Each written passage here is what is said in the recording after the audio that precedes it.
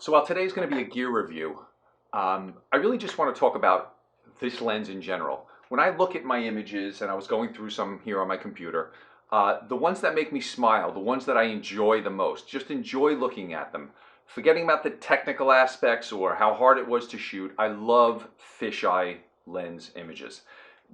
They're fun, they distort the world, and they give you a totally different perspective on these things that we've all seen a million times. So I'm going to talk about the fisheye lens that I use today, which is the Rokinon 8mm, which is made for crop sensor cameras, and I'm going to talk a little bit about how I use it, show you some images that I've taken with them over the years, and then I wanted to talk to you about different versions of these lenses and why this might be something you really want to have in your bag.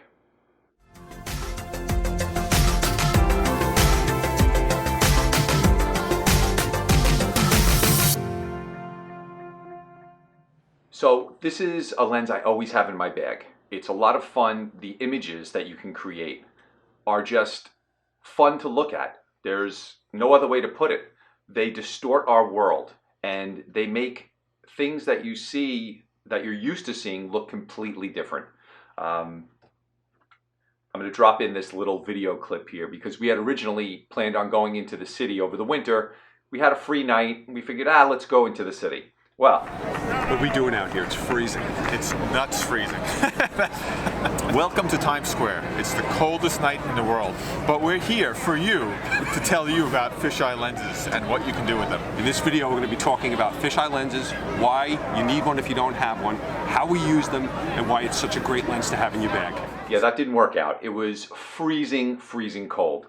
So we had planned on going into the city and taking all these cool fisheye shots and all of this stuff and making videos, and it lasted about 15 minutes because we were frozen. But we did manage to get a few shots. So as you can see in this image and in this image, the fisheye lens really distorts the lines of the buildings, and it's a great way to give a different perspective to architectural images. A lot of people like to make sure all the lines are perfect and straight. This does the exact opposite. It just makes everything crazy, which is great and why I love it. But I also use these in the Disney parks all of the time. I've been on cruises where I use this. I've taken pictures of friends, family.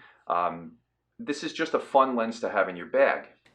The one that I use is made for crop sensor cameras. So if you look inside this is my Nikon D7000. It's an older camera. This is a camera I still use. But that little square in the middle there, that is the sensor, okay? And the camera that I'm shooting this on is my D750, which has a full frame sensor. So they make these fisheye lenses for different sensor sizes. I'm able to use this one on both of my cameras because Nikon lets me adjust the mode in my camera so I can use an ASPC sized lens on my camera. But if you have a full frame camera, they make a version of this that is a full frame version, and I want to say it's about $350. I'll put the link in the description so you can read about it. And this one, I think it's about $200. You could still get it. I've been using it for about 6 years, and without any issues, it's great. It's a manual lens. So manual might scare some people. I know when people hear, oh, manual lens, I'm going to have to focus. You don't have to worry about that with this lens. This is the type of lens where, as the manual focus, if you set it to about 3 feet in front of you, everything you take a picture of is going to be in focus. I have my ISO set to auto here, and my aperture is at 3.5, and I'm just going to fire away. And you could take some interesting pictures with this, you know? Wow, that's a big one on my nose. For a manual lens, it's really super simple to use. Now, fisheye lenses distort the world, but as you can see in this image, it doesn't have to. It just basically is a super wide angle lens when I use it like this. And the reason it looks like this is because I have my camera perfectly level. As soon as you take your camera off level or tip it front to back, that's when the world starts to bend and get crazy. And once you understand how the fisheye lens works, you can use it to create these crazy perspectives, or you can use it perfectly level like I did on that picture with the tripod.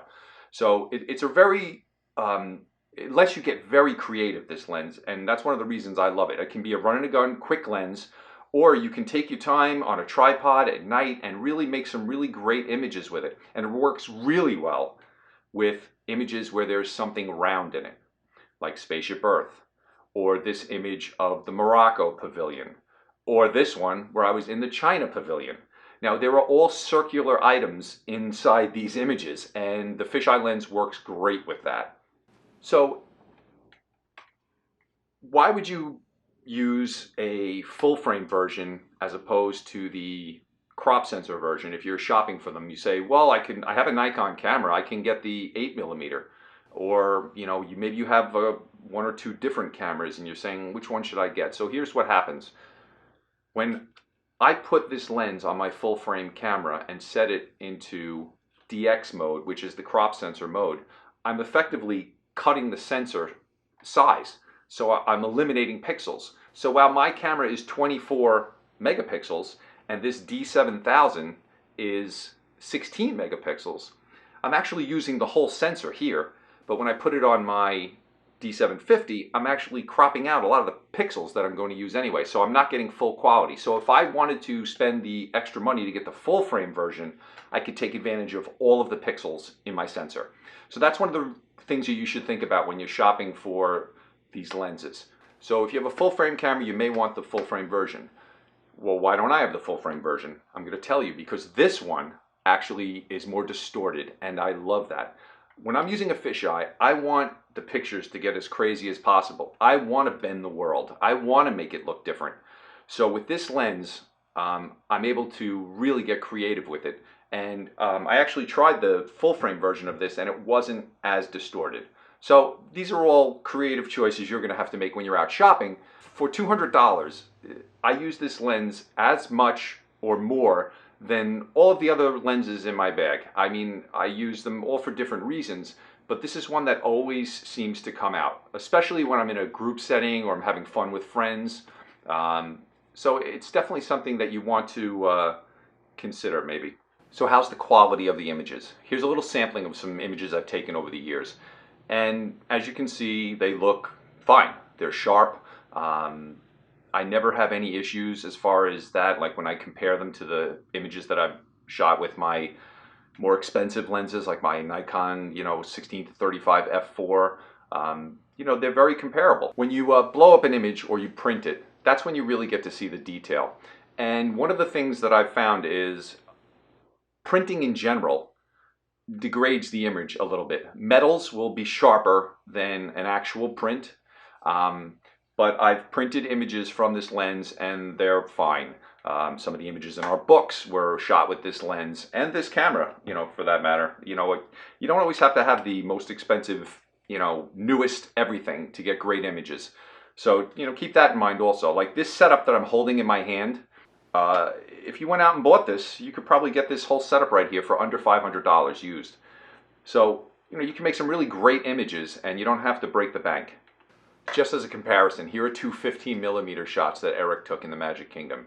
As you can see, the one shot with the fisheye is definitely a little more distorted, and the one that he shot with his regular wide-angle lens that corrects for everything is not. So there is a difference, but you can make a fisheye lens work for you in a situation where you don't want the distortion. And then you can always go into your editing software and you can try to correct some of the things, but that's not what this lens is about. It's about having some fun and taking some really creative, fun images that you're going to look back on, you're going to laugh, and you're going to have a great time with. And like I was saying before, easy to use, really easy to use. Just get out there and shoot. That's my review of the Rokinon 8mm fisheye. I'm going to put the link in the description so you can check it out, read the reviews. I know that's what we do with everything. If you like the video, please click the thumbs up. And if you like what we're doing here on the channel, please subscribe to it. We're going to be bringing you all sorts of different camera and Disney related stuff. And you can click the little bell there also if you'd like to have notifications every time we upload a video. We've been doing it 2 or 3 times a week. We're going to try to keep that pace up. And we'll see you in the next one. Thanks.